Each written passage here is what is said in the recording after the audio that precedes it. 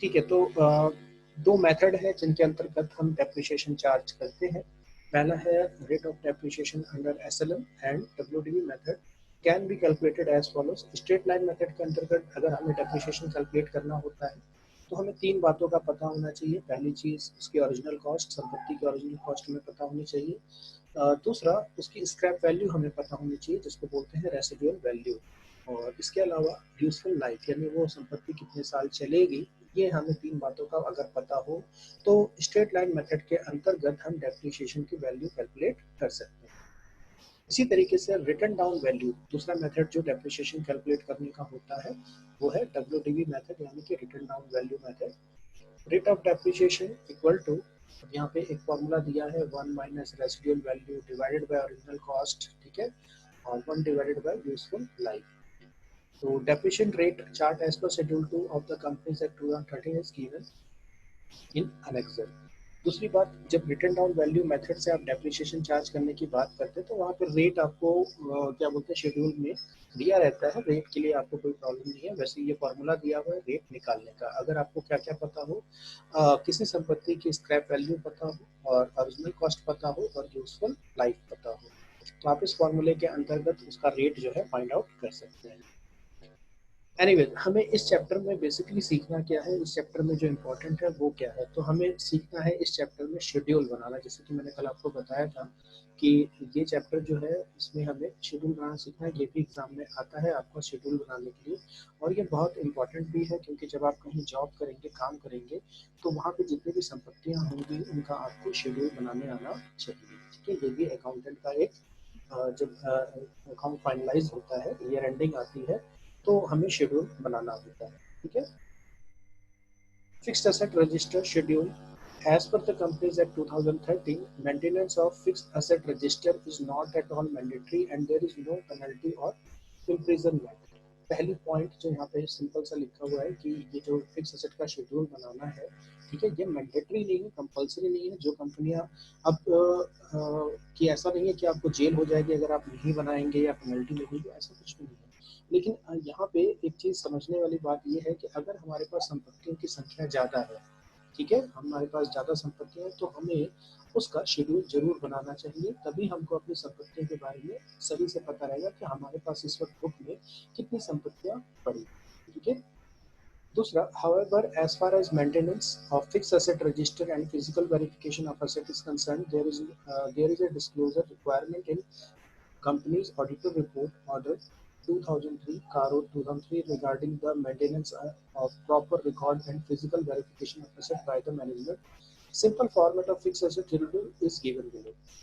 देखिए, आपको वैसे तो ये इसको शेड्यूल को रजिस्टर बनाना या इसकी मेंटेनेंस करना कोई मैंडेटरी नहीं है, लेकिन फिर भी आपसे अपेक्षा की जाती है कि आप कम से कम आपके पास फिजिकली में जितना भी असेट है, ठीक है, और जो बैलेंस शीट में आप फिक्स असेट का दिखा रहे हैं वैल्यू, वो बिल्कुल सेम होनी चाहिए। ठीक है, फिजिकली और जो आपके डॉक्यूमेंट में है दोनों। तो ये एक नीचे सिंपल सा फॉर्मेट है फिक्स एसेट शेड्यूल का, ठीक है, जो हमें बनाना सीखना है। तो कल भी मैंने इसके बारे में थोड़ा सा आपको बताया था कि यहाँ पर्टिकुलरली हम संपत्तियों का नाम लिखते हैं कि हमारे पास क्या क्या संपत्तियां हैं। दूसरा, इनका क्रॉस ब्लॉक लिखा जाता है कि शुरुआत में हमारे पास कितने की संपत्ति थी इस साल, एडिशन का मतलब कितना हमने परचेज किया, डिडक्शन का मतलब कितनी संपत्ति हमने बेच दी। और क्लोजिंग वैल्यू कैसे निकालेंगे, तो क्लोजिंग वैल्यू निकालने के लिए सिंपल ओपनिंग और प्लस जो भी संपत्ति हमने इस साल खरीदी है उसको ऐड करेंगे। ठीक है, डिडक्शन का मतलब जो संपत्ति हमने बेच दी, तो ओपनिंग प्लस एडिशन और उसमें से डिडक्शन वाला जो है उसको माइनस कर देंगे, तो हमारा क्या निकल के आ जाएगा, क्लोजिंग बैलेंस। सेम इसी तरीके से डेप्रिसिएशन की वैल्यू, तो अब तक जितना भी डेप्रिसिएशन उस संपत्ति पे चार्ज हुआ है वो हमारी ओपनिंग बैलेंस रहेगा। इस साल हमने जितना चार्ज किया होगा उसको इस कॉलम में दिखाएंगे, फिर ओपनिंग और प्लस फॉर द ईयर दोनों को जोड़ देंगे तो हमारा डेप्रिसिएशन का क्लोजिंग निकल आएगा। और अगले साल जब ये शेड्यूल बनाएंगे तो यही क्लोजिंग अगले साल की ओपनिंग चढ़ जाएगी।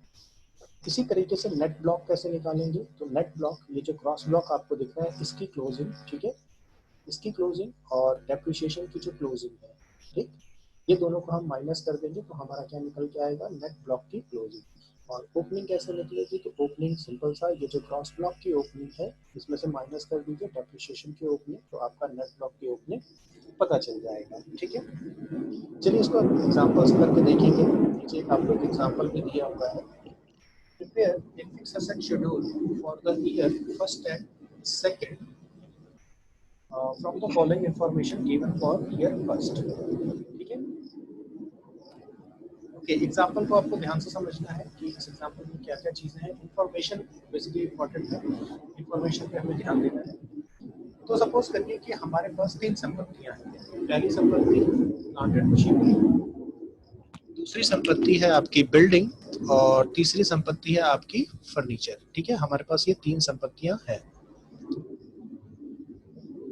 ओके, प्लांट एंड मशीनरी जो हमारे पास है 2 साल पहले, बॉट 2 ईयर्स एगो का मतलब हमने इस संपत्ति को 2 साल पहले परचेज किया था। ठीक है, और 2 साल पहले जो परचेज किया था तो इसकी वैल्यू कितनी थी? ओरिजिनल कॉस्ट थी 8,50,000 रुपए।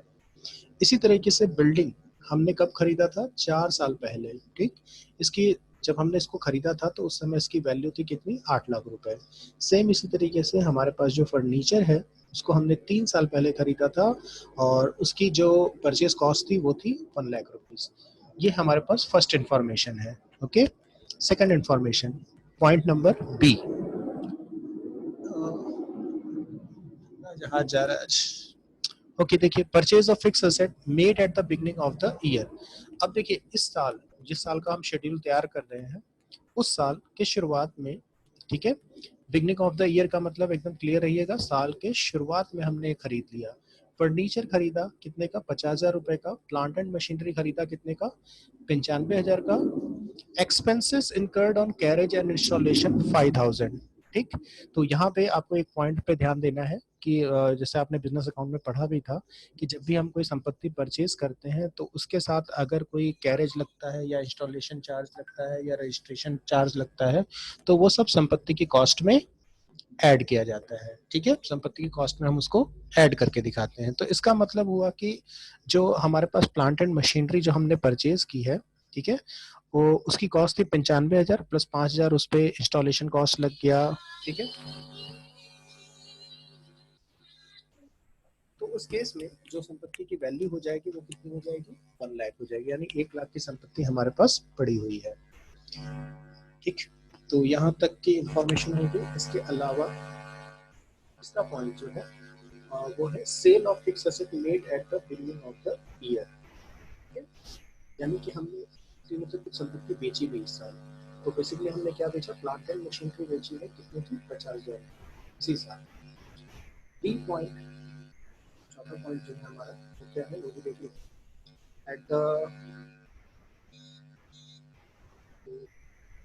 At the end of the year 2, furniture worth rupees 1.5 lakh was purchased. और फिर हमने क्या किया? परचेज किया फर्नीचर कितने का? 1.5 लाख का परचेज। अब इस केस में हमें इसका शेड्यूल तैयार करना है, तो यहाँ पे शेड्यूल पहले आप समझिए, उसके बाद बना के सीखेंगे। अब इसमें एक चीज और दिया हुआ है, डेप्रिसिएशन का रेट दिया हुआ है यहाँ पे। Depreciation rate of WDV method on accumulated depreciation till date. तो प्लांट एंड मशीनरी पे जो डेप्रिसिएशन का रेट है वो कितना है? 15.33%। ठीक है, और अब तक प्लांट एंड मशीनरी पे जो टोटल डेप्रिसिएशन चार्ज हुआ है वो है 2,40,634 रुपया। सेम इसी तरीके से जो बिल्डिंग है हमारे पास, बिल्डिंग पे डेप्रिसिएशन का रेट है 5% और अब तक इस पे डेप्रिसिएशन चार्ज हुआ है 1,48,395।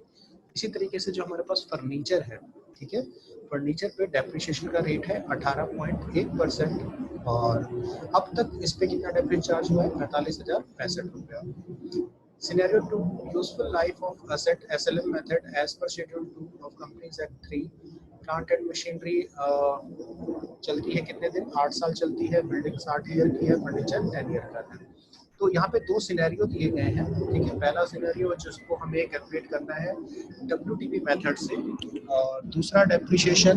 अरे आप लोग को आवाज आ रही है? क्योंकि जहाज जा रहा है बहुत तेज आवाज करते हुए। आ रही है सर आवाज? आ रही है, चलिए कोई प्रॉब्लम नहीं ना है जहाज के जाने से। आप लोग को पता नहीं, मेरे को तो बहुत तेज आवाज आ रही है, मुझे अपनी ही आवाज नहीं सुनाई दे रही है। एनीवेज, तो देखिए 2 मेथड से हमें ये शेड्यूल तैयार करना है। पहला मेथड डब्ल्यूडीबी मेथड से और दूसरा एसएलएम मेथड से। तो पहले मैं इसको समझा दूं आपको, उसके बाद फिर हम लोग प्रैक्टिकली भी इसको देख लेंगे, ठीक। तो नीचे आपको आंसर दिया हुआ है वैसे तो, ठीक है। अब इस आंसर से हम लोग को थोड़ा सा पहले समझ लेते हैं, उसका प्रैक्टिकल करेंगे तो क्लियर हो जाएगा। देखिए, फिक्स असेट शेड्यूल, हमारे पास 3 संपत्तियां हैं, प्लांट एंड मशीनरी, बिल्डिंग और फर्नीचर। अब कौन सी वैल्यू हमें कहाँ रखनी है वो हमें समझना है। तो सबसे पहले देखिए, फिक्स असेट शेड्यूल में ग्रॉस ब्लॉक ओपनिंग, कितना फोन आता रहता है, एक सेकंड रुकिएगा।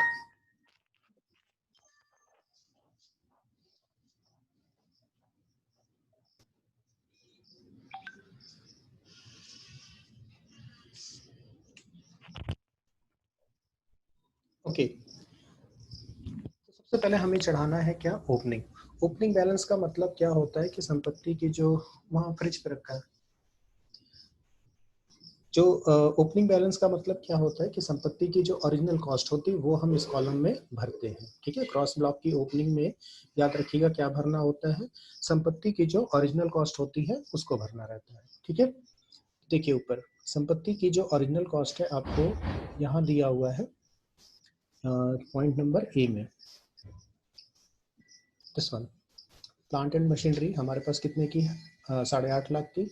बिल्डिंग जो हमने परचेज किया था कितने में, 8 लाख रुपए में। फर्नीचर हमने परचेज किया था कितने में, 1 लाख रुपए में, ठीक है। ये 2 साल पहले खरीदा गया था, ये 4 साल पहले और ये 3 साल पहले। ये इसकी ओरिजिनल कॉस्ट है। तो ये 8.5 लाख, 8 लाख, 1 लाख, ये आपको कहाँ भरना है, क्रॉस ब्लॉक की ओपनिंग में, ठीक है। तो पहला पॉइंट उम्मीद है आपको समझ में आ गया होगा। इसके बाद एडिशन का मतलब इस साल हमने कितनी कोई संपत्ति हमने परचेज की है या नहीं की है। तो अगर आपने कोई संपत्ति परचेज की है तो उसको कहाँ दिखाएंगे, एडिशन वाले कॉलम में। तो इसकी जानकारी हमें पॉइंट नंबर बी में मिलेगी, purchase of fix asset made at the beginning of the year. यानी साल के शुरुआत में, इस साल के शुरुआत में हमने 2 संपत्तियां परचेज की। फर्नीचर खरीदा कितने का, 50,000 रुपए का, और प्लांट एंड मशीनरी खरीदी 95,000 और प्लस 5,000 यानी 1 लाख रुपए का। इसको हम कहाँ फिल करेंगे, एडिशन वाले ब्लॉक में, ठीक है। प्लांट एंड मशीनरी हमने खरीदा 1 लाख का और फर्नीचर एंड फिक्चर खरीदा 50,000 रुपए का, तो ये एडिशन हमने कर दिया, ओके। इसके अलावा अगर आप डिडक्शन वाले कॉलम में क्या भरते हैं, अगर आपने कोई संपत्ति बेची है तो, अगर आपने कोई संपत्ति बेच दी है तो उसको माइनस करते हैं, यानी डिडक्शन वाले ब्लॉक में दिखाया जाता है। तो okay, at the end of the year to furniture what rupees sale का, हाँ पॉइंट नंबर सी में आपको सेल की जानकारी दिख रही है, sale of fix asset made at the beginning of the year. तो प्लांट एंड मशीनरी हमने बेचा है कितने का, 50,000 का।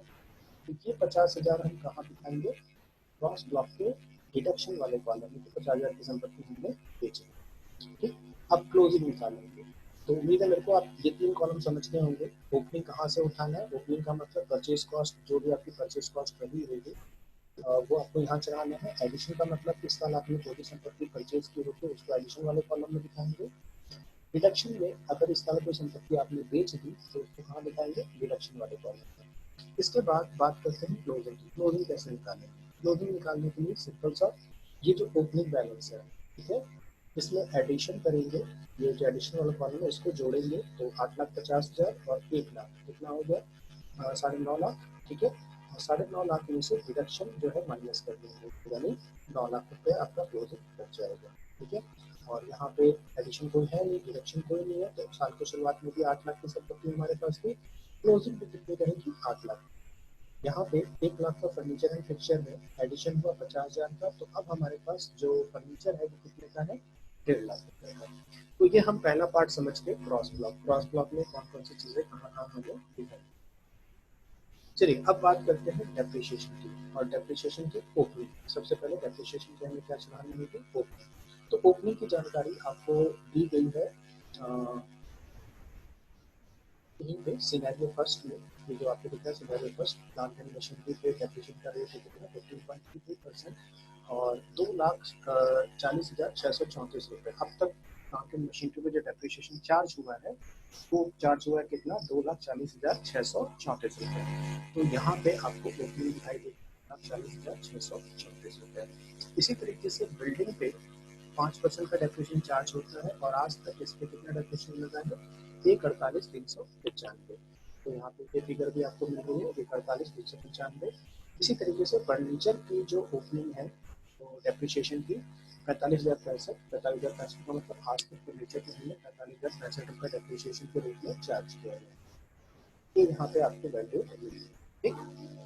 अब डेप्रिसिएशन फॉर द ईयर, अगला कॉलम आपको क्या निकालना है, for the year. For the year का मतलब इस साल आपको कितना डेप्रिसिएशन चार्ज करना है, यानी इस साल आपने कितना डेप्रिसिएशन चार्ज किया है, यानी हमें पता करना है कि ये वैल्यू कहाँ से आई, कैसे कैलकुलेट की, ठीक है।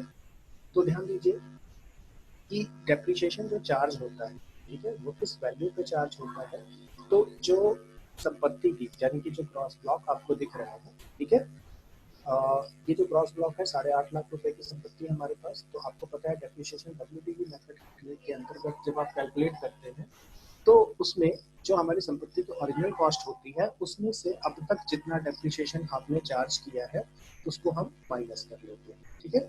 तो जैसे कि यहाँ पे आप देख सकते हैं ये जो ग्रॉस ब्लॉक है हमारे पास, ठीक है, तो ग्रॉस ब्लॉक साल की शुरुआत में हमारे पास कितना था, 8.5 लाख। और यहाँ पे जो संपत्तियां दोनों परचेज की गई है, इस पॉइंट पे भी याद रखिएगा, ये साल के जस्ट शुरुआत में खरीद ली गई, ठीक है, साल के शुरुआत में ही हमने इनको खरीद लिया था, परचेज कर लिया था। तो इसका मतलब इस साल जो डेप्रिसिएशन चार्ज होना है वो 8.5 लाख और प्लस 1 लाख, ठीक है, यानी 9.5 लाख रुपए के ऊपर डेप्रिसिएशन चार्ज होगा। इसके अलावा ये जो डिडक्शन हुआ है 50,000 रुपए का, तो यहाँ पे ये समझना जरूरी कि संपत्ति हमने बेची कब है। तो सेल ऑफ फिक्स एसेट, अच्छा देखिए यहाँ पे sale of fix asset made at the beginning of the year, यानी साल के शुरुआत में ही आपने ये संपत्ति बेच दी, ठीक है। साल के शुरुआत में ही अगर आपने ये संपत्ति बेच दी है, ठीक, तो आपके पास जो क्लोजिंग रही होगी वो कितने की रही होगी, 9 लाख रुपए की, ठीक है। 9 लाख रुपए की संपत्ति आपके पास रेस्ट बची होगी और इसी 9 लाख रुपए पे इस साल डेप्रिसिएशन चार्ज होगा। अब 9 लाख पे डेप्रिसिएशन चार्ज, मान लीजिए 9 लाख रुपए की संपत्ति हमारे पास टोटल हाथ में है और अब तक इस पे जो डेप्रिसिएशन चार्ज हुआ है वो कितना चार्ज हुआ है, 2,40,634। तो 9 लाख में से 2,40,634 माइनस करेंगे और जो रेस्ट ऑफ द अमाउंट बचेगा उसी के ऊपर 15.33% से हम डेप्रिसिएशन चार्ज करेंगे। तो हमारे पास ये वैल्यू आ जाएगी कितनी, 1,01,81 रुपये। अभी हम लोग प्रैक्टिकल करेंगे तो आपको दिखेगा। अभी मैं सिर्फ आपको ये बता रहा हूँ कि कौन सी वैल्यू कहाँ से आई है, ठीक है। ओके, इसके बाद यहाँ पे क्लोजिंग कैसे निकालेंगे, तो क्लोजिंग निकालने के लिए सिंपल, ये जो ओपनिंग बैलेंस है, ठीक है, ओपनिंग और इसमें से उसमें 1,01,000 और जोड़ देंगे, ओपनिंग बैलेंस और प्लस इस साल का डेप्रिसिएशन दोनों जोड़ देंगे तो आपका डेप्रिसिएशन की क्लोजिंग निकल आएगी। यानी यहाँ पे 3,41,715 का मतलब है कि आज तक इस संपत्ति पे 3,41,715 रुपये डेप्रिसिएशन चार्ज हुआ है, ठीक है। सेम इसी तरीके से यहाँ पे भी डेप्रिसिएशन एक बार और मैं समझा दे रहा हूँ। सपोज बिल्डिंग है, तो बिल्डिंग में अगर आप देखें तो ओपनिंग भी 8 लाख की थी और इस साल इसमें कोई ट्रांजेक्शन नहीं हुई, ना ही हमने कोई बिल्डिंग के नाम पे कोई बिल्डिंग परचेज की है, ना ही कोई बिल्डिंग हमने सेल आउट की है। तो हमारे पास जो क्लोजिंग बची है वो 8 लाख बची है, ठीक है। अब तक इस पे कितना डेप्रिसिएशन चार्ज हुआ है, 1,48,395। तो 8 लाख में से 1,48,395 पहले हम माइनस कर लेंगे। माइनस करने के बाद जो बचेगा उस पे 5% के हिसाब से डेप्रिसिएशन चार्ज कर देंगे। तो हमारे पास ये वैल्यू आ जाएगी 32,580, ठीक है। और क्लोजिंग निकालने के लिए जितना ओपनिंग है उसमें प्लस कर देंगे depreciation for the year value plus कर देंगे तो ये वैल्यू आ जाएगी। सेम इसी तरीके से फर्नीचर के बारे में आपका एडिशन हुआ है, एडिशन होने के बाद अब चूंकि ये साल की शुरुआत में ही खरीदा गया है तो इस पूरे 50,000 पे इस बार डेप्रिसिएशन चार्ज होगा, यानी कि हमारे पास टोटल संपत्ति की वैल्यू हो जाएगी 1.5 लाख, ठीक है। और 1.5 लाख में से अब तक इस पे कितना डेप्रिसिएशन चार्ज हुआ है, 45,065 रुपया। तो 1.5 लाख में से ये वैल्यू माइनस करेंगे, अब जो बचेगा उस पर डेप्रिसिएशन चार्ज करेंगे। रेट आपको यहाँ पे दिया हुआ है, ठीक। अब नेट ब्लॉक की ओपनिंग कैसे निकालेंगे, तो नेट ब्लॉक की ओपनिंग निकालने के लिए सिंपल सा तरीका, ये जो ओपनिंग बैलेंस है यानी 8.5 लाख रुपए जो ओपनिंग आपको दिख रहा है इसमें से माइनस कर दीजिए 2,40,000 जो भी वैल्यू है, ठीक है। तो आपका ये वैल्यू निकल के आ जाएगा लगभग 6 के आसपास, ठीक है। इसी तरीके से आप यहाँ पे निकालिए। और क्लोजिंग निकालने के लिए जो ग्रॉस ब्लॉक की क्लोजिंग है उसमें से माइनस कर देंगे डेप्रिसिएशन की क्लोजिंग। तो ये तो हो गया थ्योरी वाला पार्ट, यानी हमने समझ लिया कि कहाँ पे क्या क्या भरा जाता है, किस तरीके से आता है। ठीक, चलिए अब मैं आपको ले चलता हूँ एक्सेल पे, और उसे टाइम हो पाएगा, चलिए जितना हो पाएगा उतना हम लोग करते हैं आज, बाकी कल करेंगे। एक्सेल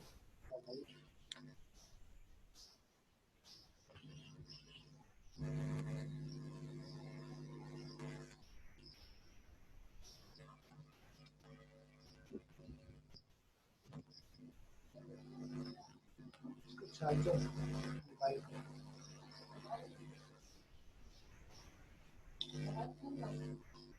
अब उससे फोन मत करो।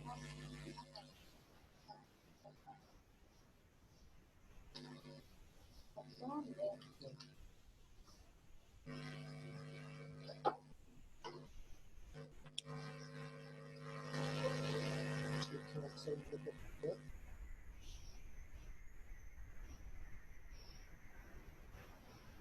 ओके, सबसे पहले काम हमें करना क्या है, तो जो फॉर्मेट हमें तैयार करना है, ठीक है।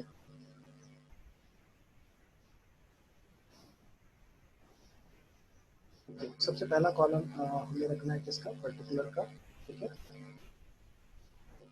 आते हैं और पर्टिकुलर, पर्टिकुलर के बाद हमें जो नेक्स्ट कॉलम बनाना है वो है ओपनिंग, एडिशन और रिडक्शन। ओपनिंग, एडिशन और रिडक्शन, क्लोजिंग।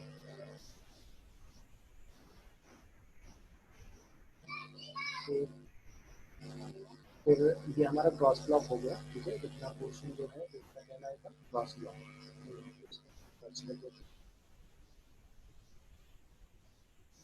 Cross block. अब नेक्स्ट बनाते हैं डेप्रिसिएशन के लिए ओपनिंग फॉर द ईयर और क्लोजिंग।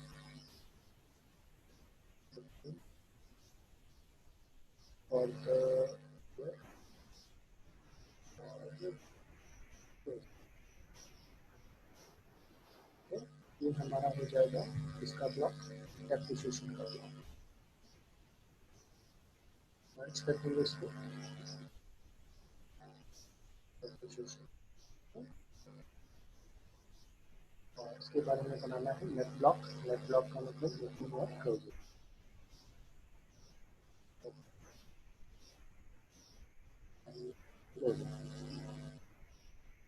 इसको हम लोग क्या बोलते हैं, नेट ब्लॉक, नेट ब्लॉक, ठीक है। तो ये हमारा फॉर्मेट बन गया, और इसको ज़रा सा हम बोल्ड वगैरह कर देते हैं, बोल्ड हो गया, फॉन्ट साइज एक पॉइंट इंक्रीज कर दिया, और पर्टिकुलर का थोड़ा बड़ा कर लेते हैं जल्दी हम पहले संपर्क वैल्यू लिखते हैं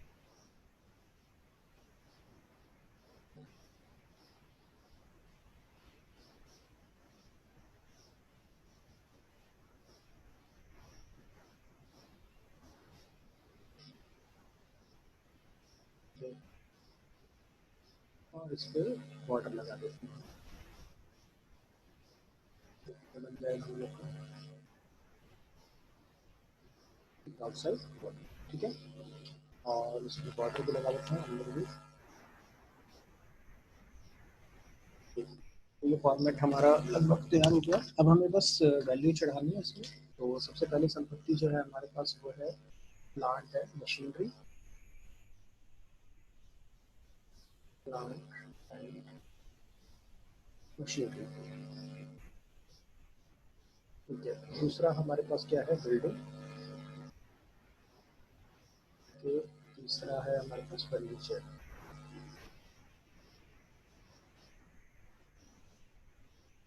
फर्नीचर एंड किचन, ठीक है।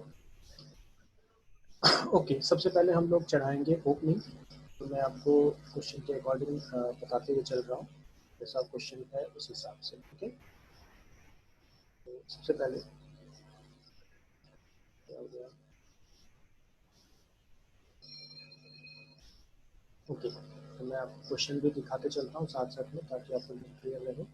तो सबसे पहले हमें क्रॉस ब्लॉक की ओपनिंग चढ़ानी होगी। तो क्रॉस ब्लॉक की ओपनिंग का मतलब है कि संपत्ति की ओरिजिनल कॉस्ट हमें वहाँ पे चढ़ानी है कि संपत्ति की ओरिजिनल कॉस्ट कितनी थी। तो सबसे पहले प्लांट एंड मशीनरी, जो ए नंबर क्वेश्चन में ए नंबर पार्ट है, historical cost of asset at the beginning is as follows. ठीक है, हिस्टोरिकल कॉस्ट का मतलब जो संपत्ति है उसकी ओरिजिनल कॉस्ट। ठीक, तो प्लांट एंड मशीनरी की कॉस्ट थी हमारे पास कितनी, 8,50,000। तो प्लांट एंड मशीनरी हम चढ़ा देंगे 8,50,000, 8,50,000। इसी तरीके से बिल्डिंग जो है हमारे पास, उसकी ओरिजिनल कॉस्ट हम लोग देख लेते हैं कितनी है। तो बिल्डिंग की ओरिजिनल कॉस्ट है हमारे पास 8 लाख रुपए। चढ़ाएंगे इसको।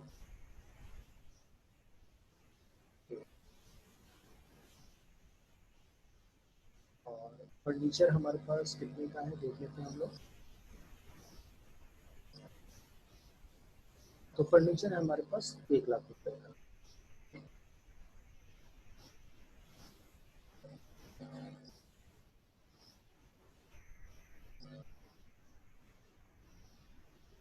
टाइम खत्म हो गया, कोई इशू नहीं, चलिए।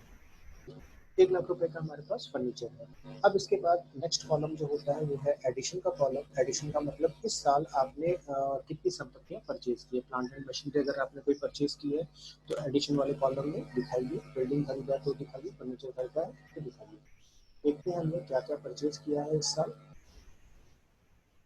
तो ये आपको मिलेगा बी नंबर पॉइंट में, purchase of fix asset made at the beginning of the year. ठीक है, तो यहाँ पे एक और पॉइंट आपको ध्यान में रखना है कि अगर आपने साल की शुरुआत में खरीदा है तभी आप इस एसेट पे डेप्रिसिएशन चार्ज करेंगे। अब सपोज आपने 31 मार्च को ये संपत्ति खरीदी, तो जाहिर सी बात है 31 मार्च को अगर आपने खरीदी तो इसका इस्तेमाल तो आपने किया नहीं होगा, तो इस पर नो डाउट डेप्रिसिएशन चार्ज नहीं करना चाहिए। ठीक? लेकिन यहाँ पे साफ साफ लिखा है कि ये संपत्तियां जो आपने परचेज की है वो eight the beginning of the year purchase की। फर्नीचर हमने परचेज किया 50,000 का, और प्लांट एंड मशीनरी हमने खरीदी है 95,000 प्लस 5,000 यानी कि 1 लाख। ठीक है, फर्नीचर और प्लांट एंड मशीनरी,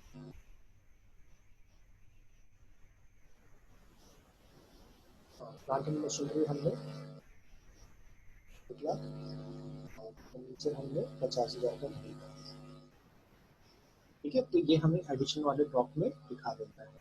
ठीक, ओके। नेक्स्ट हमें क्या दिखाना है, डिडक्शन। डिडक्शन का मतलब कि इन तीनों संपत्तियों में से अगर आपने कोई संपत्ति बेची है तो उसको आप इस कॉलम में दिखाएं। ठीक है, तो देखते हैं हमने क्या क्या बेचा है इस साल।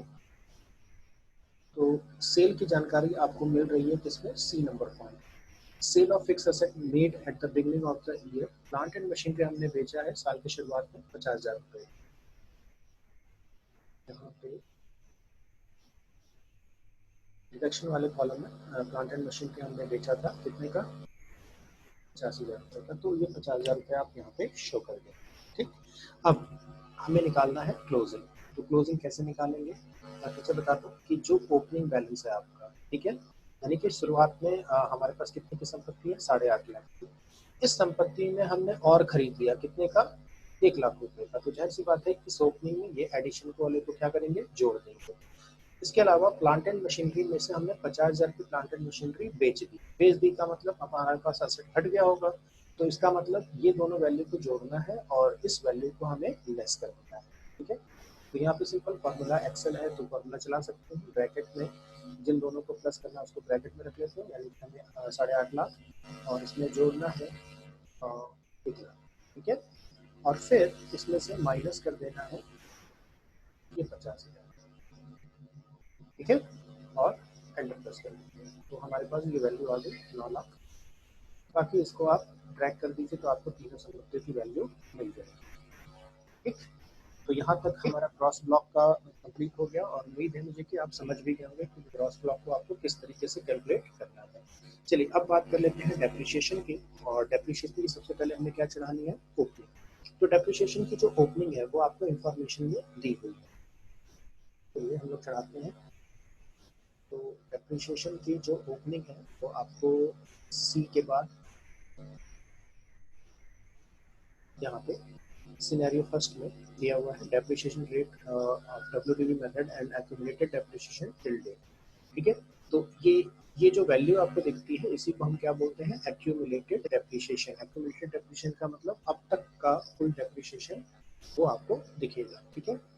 तो सबसे पहले प्लांट एंड मशीनरी, तो प्लांट एंड मशीनरी पे जो अब तक का डेप्रिसिएशन चार्ज हुआ है वो है 2,40,634 रुपये। चाहते हैं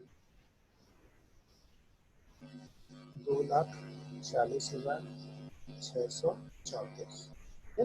ये आपका प्लांट एंड मशीनरी पे अब तक का डेप्रिसिएशन, ठीक है। यहाँ पे हो सकता है आप कंफ्यूज होता है कि ये क्या वैल्यू है, अब तक का डेप्रिसिएशन मतलब क्या।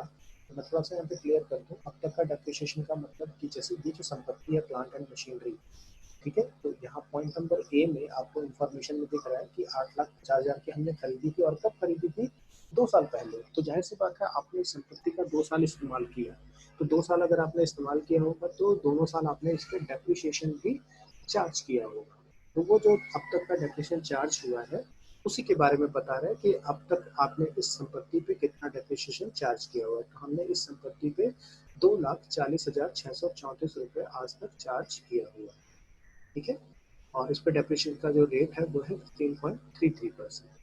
नेक्स्ट आपका है बिल्डिंग। बिल्डिंग पे 5% से डेप्रिसिएशन चार्ज होना, और अब तक हमने बिल्डिंग पे कितना डेप्रिसिएशन चार्ज किया हुआ है, 1,48,395 रुपये, ठीक है।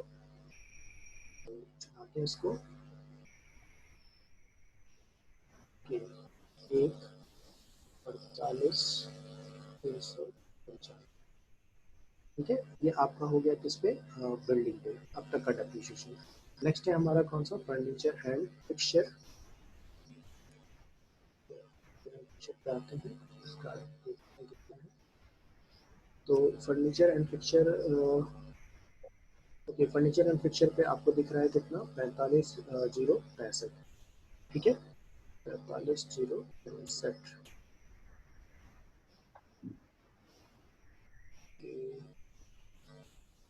45,065,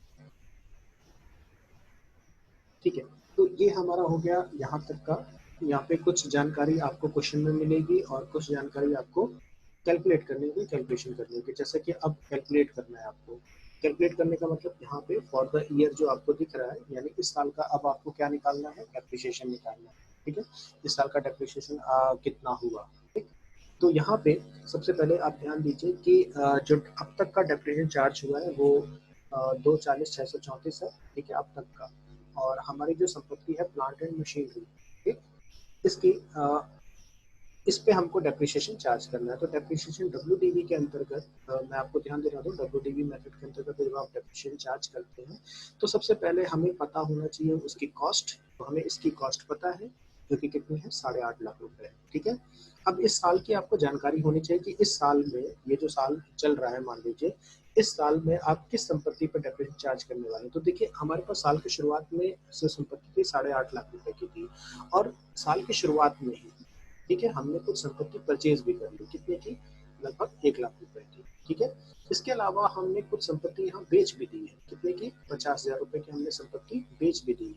बेचने के बाद जो हमारे पास बची हुई वैल्यू है वो कितनी है, 9 लाख। यानी साल की शुरुआत में जो हमारे पास संपत्ति है लगभग एक थी 9 लाख रुपए की, और इसी 9 लाख रुपए पे अब हमें डेप्रिसिएशन चार्ज करना है। लेकिन यहाँ पे ध्यान दीजिए कि ये इसकी ओरिजिनल कॉस्ट है, ये 8.5 लाख रुपए ओरिजिनल कॉस्ट है, ठीक है। ये 1 लाख का इस साल हमने खरीदा, ये भी इसकी ओरिजिनल कॉस्ट है। और ये संपत्ति 50,000 की बेची जा रही है, यानी दिखाया जा रहा है कि संपत्ति बिक गई है, ठीक है। तो यहाँ पे आपको ध्यान देना है कि इस 9 लाख रुपए में से आपको ये वैल्यू पहले माइनस कर लेना है, ठीक है। और उसके बाद आपको इस पे डेप्रिसिएशन चार्ज करना चाहिए। तो मैं यहाँ पे सिंपल पहले आपको समझाने के लिए माइनस करके दिखा दे रहा हूँ। इक्वल टू आपका ये है 9 लाख रुपए, और इसमें से आप माइनस कर लीजिए कौन सी वैल्यू, जो हमारे पास एक्यूमुलेटेड डेप्रिसिएशन, अब तक का डेप्रिसिएशन। तो हमारे पास बचा ये वैल्यू। अब इसी वैल्यू पे हम डेप्रिसिएशन चार्ज करेंगे। डेप्रिसिएशन का रेट आपको यहाँ पे दिया हुआ है, देखिए था एक बार। तो प्लांट एंड मशीनरी पे जो डेप्रिसिएशन का रेट है वो है 15.33%, ठीक है। सर पे आते हैं और 15.33% से डेप्रिसिएशन चार्ज कर लेते हैं, इक्वल टू ये वैल्यू और इसी का इंटू 15.23%, ठीक है। ये आपको यहाँ पे चार्ज कर देना। तो आपका जो वैल्यू आया वो कितना है, 1,01,080 रुपया, ठीक है। मैं मिला लेता हूँ वहाँ पे कि इतना ही चार्ज हुआ है या कुछ और के, ठीक है। तो यहाँ पे आप देख सकते हैं 1,01,081 रुपया, मतलब वही राउंड ऑफ करके 1 रुपया, ठीक।